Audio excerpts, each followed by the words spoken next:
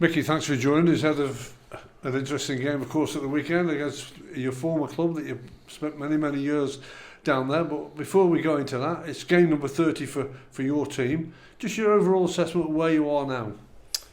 I think where we are, I think we're in a good place. Obviously, we could be in a better place, but that's down to us as players, as a staff as well.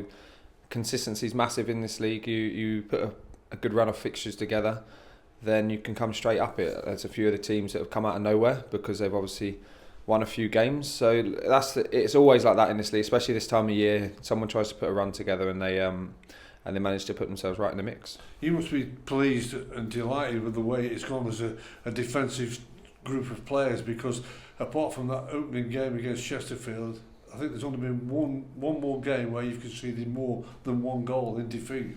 Yeah, it's, obviously as a defender that's the most important thing for us. We're proud of the record that we've got at the moment, but we've always got to strive to continue that and make it better. So what we've got 16 games left to try and get as many as we can on the board, and then we'll see where we are at the end of the season. Look, we need to turn some of those games into wins. We know that, and we're trying everything we can to do so. They always say you can draw too many games, but sometimes those draws mean a lot at the end of the season. Yeah, draws are massive, especially at this time of the season. You always, if you can't win them, you don't lose them. That's what we've always said.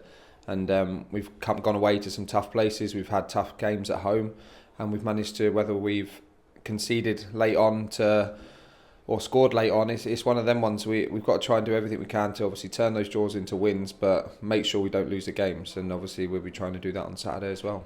The one thing it can't free themselves from is it certainly getting a long-term injuries to quite a lot of players. But when that happens, unfortunately, it happens to that player, it opens the door for somebody else. Yeah, it does. Like you say, you can't.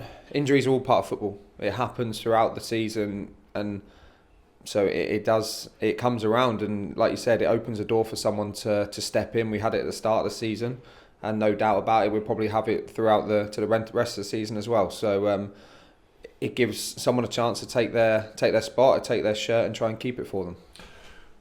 You've been selected on the shortlist as well, before we get into looking at the Newport game, for the PFA Player of the Month. Again, a nice honour to be named. Yeah, it's a nice honour. Look, I've had a couple of them this year. It just means we're doing well as a team. If we're doing well as a team, that means I'm doing well as a player. So yeah, it's nice to be nominated. So we'll see what happens with that one. There's some good players up against me. So yeah, I think everyone deserves to be nominated. We had a good January. I can't remember exactly the results that we had, but we did well as a team. We've just got to make sure we have a good February. You turn your attention to Newport. It could see Courtney Baker-Richardson, former player down there, in their side. He played it in the midweek. He played on Tuesday. I watched the game on Tuesday. So yeah, it'll be a tough game. They did well to get the 3 points. They came under a little bit of good play from Morecambe, but they dug out the 3 points, which is important for them. I think they've now got a good backbone to the team, the spine of it, a bit of core, bit of experience with the keeper, the centre halves now come back in, the club captain there down there. So I think they're realising that this league's tough.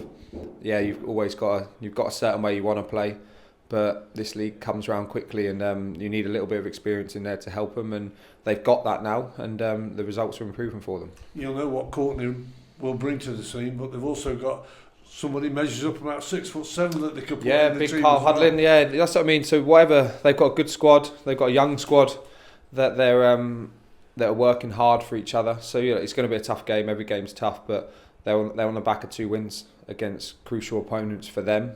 And so yeah, they're going to be full of energy when they come to our place, and we've just got to match that and try and go one better. Yeah, for your part of it, it's a 3-game week again.